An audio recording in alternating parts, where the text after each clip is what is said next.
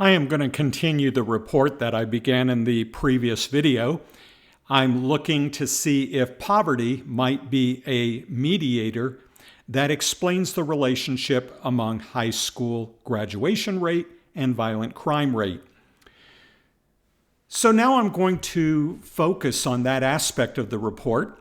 I have a number of steps that I need to go through to show that poverty is a mediator. But the first thing I'm going to do is illustrate what I mean by mediation. I always like leading with a picture, and so I'm going to do that here. So let me go ahead and copy in some text.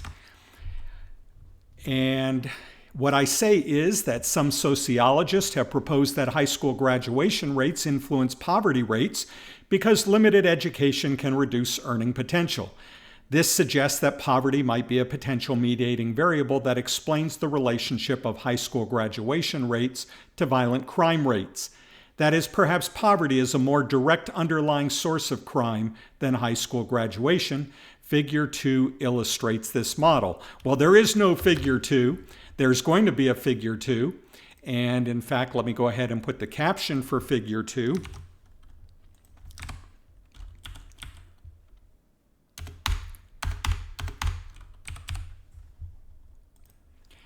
And I'm going to italicize this.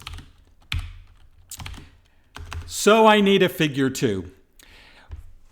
There are packages in R that would allow me to do what I'm about to do, that would allow me to actually construct the figure that I'm going to show you. But that is outside of the scope of what I teach when I go through this course. So instead, I'm going to create that figure. I actually have already created that figure. I'm going to create that figure outside of R and then bring it into R. And let me show you how I'm going to do that, how I'm going to bring that figure into R. So I'm going to create a co-chunk because I'm going to do this in a co-chunk. And I have some text that I'm going to bring in.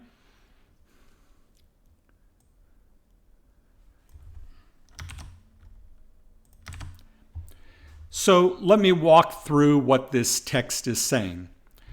So note up here, I'm using the here package. The here package allows me to use my home base for my project, which you see it right here. I know that this is the home base for my project over here in this files window. You see it. I know it's the home base because my R project folder is there, my R project file rather, .rproj. So this is the home base. The here will allow me to pick any folders I want, and I can even pick subfolders of subfolders in order to find a file. And so I'm going to use the here library just like I used it up here in order to read in the crime data from the data folder. I'm going to use the here library to read in an image from the images folder. If we click on images, this is the one that I'm interested in here, poverty as potential mediator, and it's a JPG. So in order to bring this in, I need to use the knit-r package. Now, if you don't have the knit-r package, you'll have to install it, but I believe, I'm not going to be quoted on this, please, but I believe that the knit-r package is actually installed when you install a base system of R initially. So if I'm right, you won't have to do any further installation. I believe that knit-r is installed. If you put in this command and it doesn't work, then you might in fact need to install that. So the knit-r package, which is already installed on my computer and I suspect is installed on yours as well. I don't want to actually load that library like I did the here up here because I'm only going to use this one time with one function. So the way I can use it is to put these double colons. A double colon says I want to use a function within that package. So within knit-r, I want to use a function, and that function's called include graphics. And now I'm going to use the here library and the here function the same way I do for reading data. I'm going to indicate the folder, and I'm going to indicate the name of the file. So you can see the name of my file is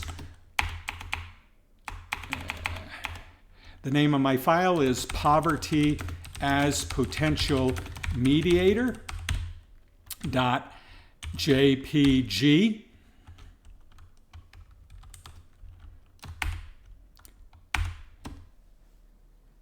And so this should do it. This should allow me to bring in that image. Let's try it. And there it is. So that's the image that I'm showing, figure 2, model of poverty as a mediator for the high school graduation and crime association. Now, a couple more things about this. First of all, of course, I want to show the output, but I don't want to echo it. Also, you may look at this and say, I want it to be bigger, or I want it to be smaller. And you can do that with the out.width command. And the out.width, you can set a percentage. So if I set 100%, this is just the way it is. If I set it to be 150%, it will make it bigger. Now watch, you're going to think that I'm a liar. I'm going to hit this, nothing happens. That's because what it will do is make it bigger when you knit. So let's go ahead and knit and see what happens. And now you can see that it's bigger. So that actually did change, and actually I like it about like that. That's a pretty good size relative to everything else I'm doing in my report. So this is model of poverty as a mediator.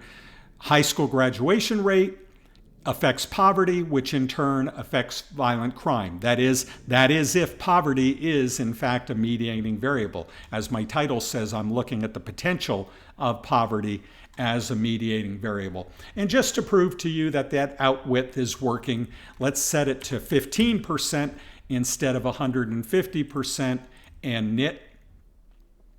And there's that tiny little figure that you can barely see. Okay, so I'm going to set it back to 150. I thought that worked pretty well. How did I make this? I made it in PowerPoint, but you can make it in any program in which you could create rectangles and arrows. And as I said, if you want to investigate doing it in R, there are packages in R that will allow you to do this. All right, so moving on, I'm now going to go through the steps of showing mediation. So remember, step 1 is checking whether the explanatory variable is associated with the response variable. So let's go ahead, and we already know we have a correlation between the explanatory and response of minus 0.447, but let's go ahead and create this like a linear model. So I'm going to put in a code chunk, and in that code chunk, I'm going to go ahead and put in a model, and I've already created the text for this, and there it is. I'm going to call this model 1. Let's go ahead and look at what we get with model 1, and you can see that in model 1 that in fact you do have a stable model. See the p-value, 0.001. You are accounting for some of the variation in violent crime with high school graduation. So looking at this picture up here, poverty is not in it right now. We're only looking at high school graduation with an arrow directly going over here to violent crime. This is violent crime being regressed on high school graduation rate, the violent crime rate being regressed on the high school graduation rate. So let me go put in a little bit of text that indicates that I've looked at this and indicates what the model is.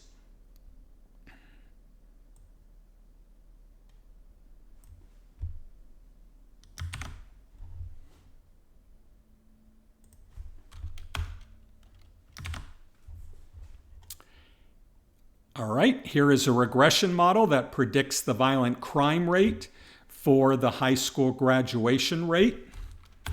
And let me go ahead and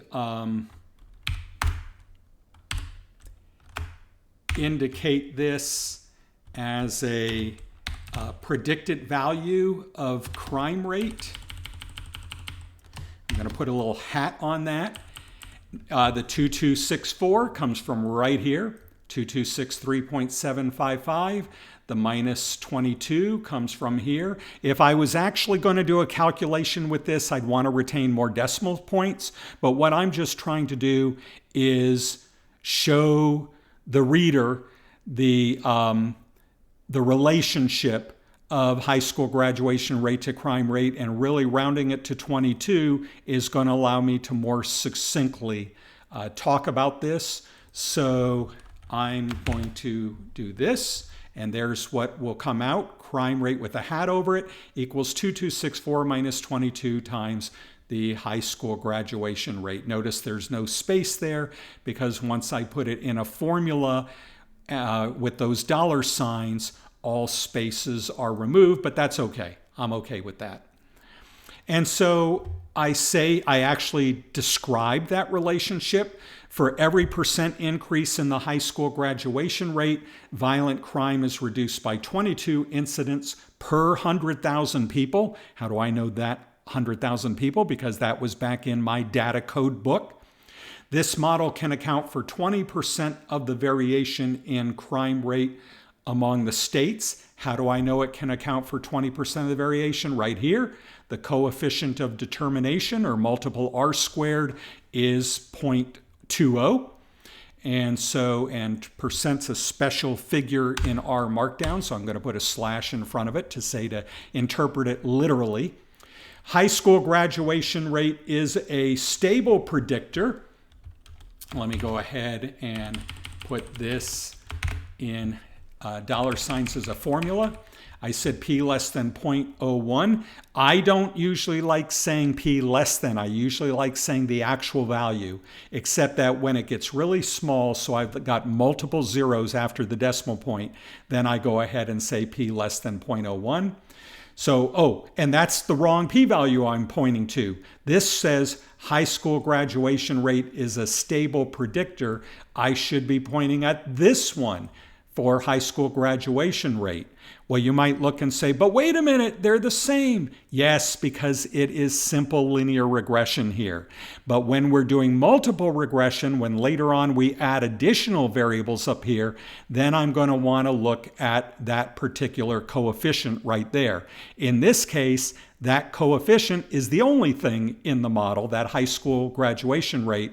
And so the p-value for the coefficient is the same as the p-value for the model.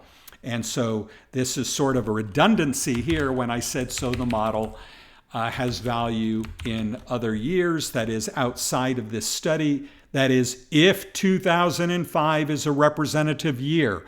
Remember, if we're making inferences outside of our study that are population-based inferences, we need to actually have a good representation. And I don't know whether 2005 is a representative year or not. So that's why I say that. Okay, so that's just step one.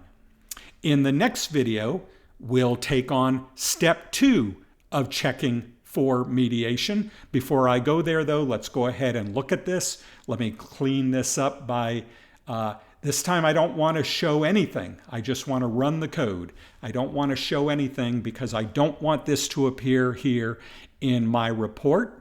This is messy. I've already given the highlights right there. And right in my narrative, I've talked about everything that I get from this. So once I have gotten everything I need out of this, I go ahead and shut it off. I'm going to go ahead and knit this and take a look that everything's looking good.